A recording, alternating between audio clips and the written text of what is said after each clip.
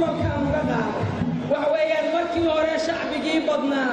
ee xisbiga wadani ka dhigay xisbi qaran kulmiyaan uga qaado waxaa laga yaabaa inay dad badani leeyihiin shalay sawti ilaahay horumar ma jiro waxaa la yidhi inan yarbaa hooyadii oo ag maraysa ayuu sidaa u sii taabtay markaasuu yidhi alla hooya bari weynida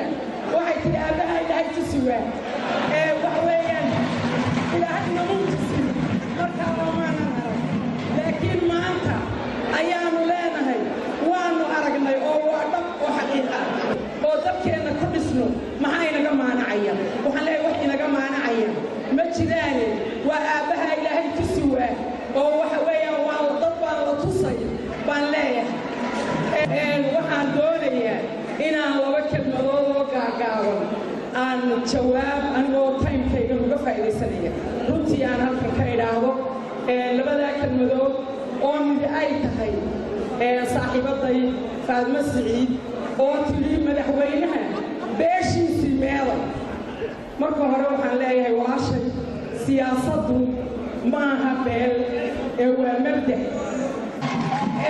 waxaan odhanayaa oo aan ku sii darayaa anoo la kaftamaya wuxuu yidhi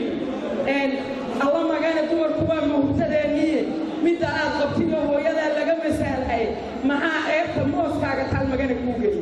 waxaan leeyahay faadmo ninkii eedadaa qabay inaad aflagaadaysaa dhaqanka way ka reebanta waxaan leeyahay deelweynka aad ka soo jeedaa xaalbixinteeda iyadaanu ugar fadhinaa waxaan u dhaafayaa wasiirkii hore madaxtooyada mudane xirsi cali xaaji xasan in adeerkay xirsi shalay wuxuu ahaa xirsi gaab ayuu ka ahaa waxa weeye maantana waa mudane xirsi ayuu yahay wuxuu ku gaadhay barigii soomaaliyadii ay jirtay aynu midka ka ahayn ayaa waxa la yidhi tagis walaalo ayaa waxa la yidhi gabadh buu ku yidhi waxa la yidhi siyaad bare waxbuu qabtay iyo muu qaban dabadeedna nin shaashiya baa wuxuu yidhi areebatuuro gacanka horti maxaa lahaan jirta dabadeedna kelmadaana sheegay ayay ku jawaabtay batuuro inay ahaan jirtay kuulaha gacanku gaaran waayo yidhi kuwaas maanta kulaan maxaa tii waxaan ahay bay tiri guddoomisada ururka hooyooyinka ee degmada shibis kuulaha gacanku gaaran waayo yidhi mugaasay waxaan leeyahay